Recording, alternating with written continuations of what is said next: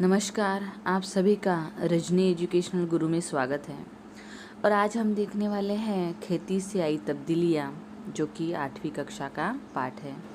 यह खत है जो कि पंडित जवाहरलाल नेहरू जी ने अपनी बेटी इंदिरा जी को लिखा वाला है।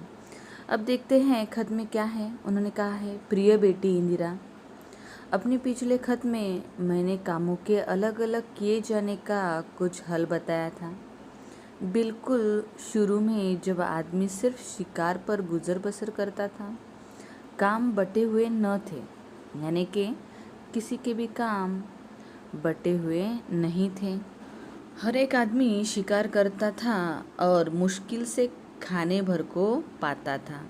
सबसे पहले मर्दों और औरतों के बीच में काम बंटना शुरू हुआ होगा। अब यहाँ पर पंडित जवाहरलाल जी अपनी बेटी को बता रहे हैं कि जो पहले काम की शुरुआत हुई थी वह कैसे हुई थी। तो क्या हुआ था कि पहले मर्दों और औरतों के बीच काम बंटना शुरू हुआ होगा।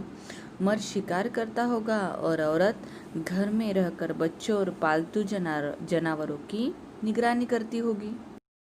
अब उन्होंने कहा, जब आदमियों में खेती करना सीखा तो बहुत सी नई नई बातें निकली। पहली बात यह हुई कि काम कई हिस्सों में बंट गए। एक काम था खेती करना, तो उसमें कई हिस्सों में उनका काम बंट गया। कुछ लोग शिकार खेलते और कुछ खेती करते और हल चलाते।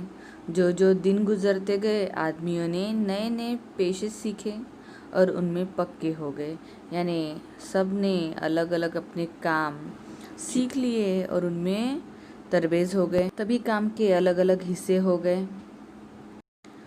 पंडित जी अपने खत के माध्यम से उनकी बेटी को समझा रहे हैं कि जब लोगों को खेती करना आ गया तो उनका ज़मीन के पास रहना ज़रूरी हो गया। ज़मीन को जोत बोकर वे छोड़ नहीं सकते थे, यानी जहाँ उनको काम मिला वहीं पर वह रह जाते थे। उनकी जगह, उनका घर, उनकी खेती छोड़कर वह दूसरी जगह पर नहीं जा सकते थे, है ना। तभी उन्हें साल भर तक लगातार खेती का काम लगा ही रहता था और इस तरह गांव और शहर बन गए, है ना, जहाँ पर हम ज़्यादा देर तक रहते हैं और वहीं पर हमें रहने की इच्छा होती है। और उसी तरह सबसे पहले भी क्या हुआ होगा, खेती की वजह से गांव और शहर बन गए। अब नेहरू जी ने कहा है, दूसरी बड़ी बात जो खेती से पैदा हुई वह यह थी कि आदमी की ज़िंदगी ज़्यादा आराम से कटने लगी। नहीं तो खाने के लिए इधर उधर भटकना पड़ता था। अब खेती की वजह से क्या हुआ कि उन्हें आराम से खाने को मिलता था, इसीलिए वह वहीं पर बस गए। जैसे खेती से ज़मीन में अनाज पैदा करना सारे दिन शिकार खेलने से कई ज़्यादा आराम था, है ना, आसान था। यानी शिकार के लिए इधर उधर भटकने से अच्छा था कि एक ही जगह पर हम खेती करें और अनाज से हम हमारा पेट भरे। इसी तरह इसके सिवा ज़मीन में अनाज भी इतना पैदा होता था जितना वे एकदम खा नहीं सकते थे। इसे वे सुरक्षित रखते थे।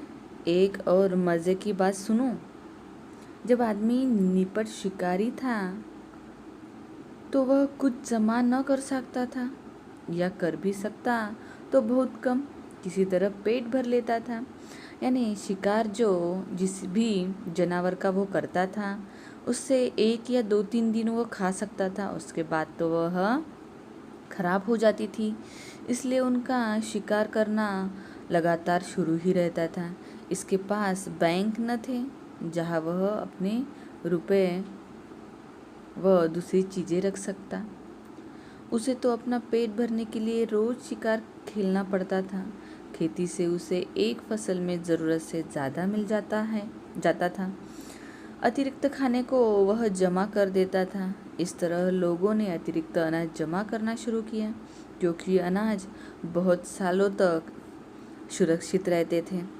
लोगों के पास अतिरिक्त अनाज इसलिए हो जाता था कि वह उससे कुछ ज़्यादा मेहनत करते थे जितना सिर्फ पेट भरने के लिए ज़रूरी था।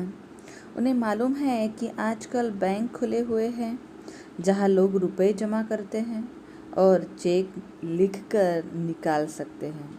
यह रुपया कहाँ से आता है?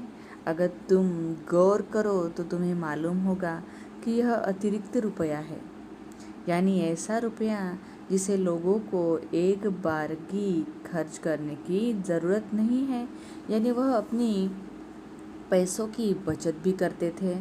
इसे वे बैंक में रखते हैं।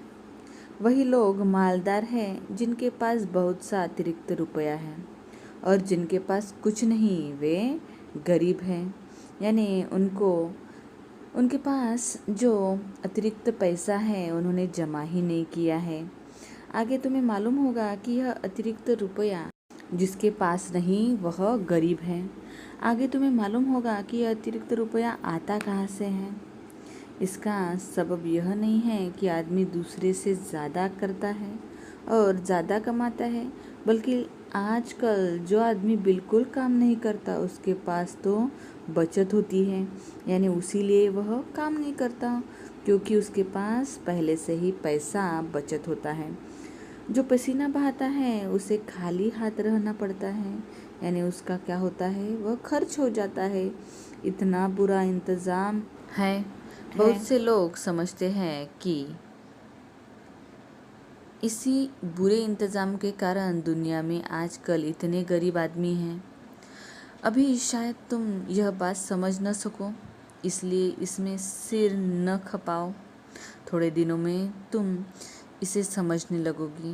यानी अब जवाहरलाल नेहरू जी कह रहे हैं इंदिरा जी से कि तुम बहुत छोटी हो, अभी तुम इसमें दिमाग ना लगाओ, जब तुम बड़ी हो जाओगी तो इसे समझ जाओगी। अब आगे कहते हैं इस वक्त तो तुम्हें इतना ही जानना पर्याप्त है कि खेती से आदमी को इससे ज़्यादा खाना मिलने लगा जितना वह खा नहीं सकता था, यानी उसकी बचत होती थी खाने की भी और पैसे की भी।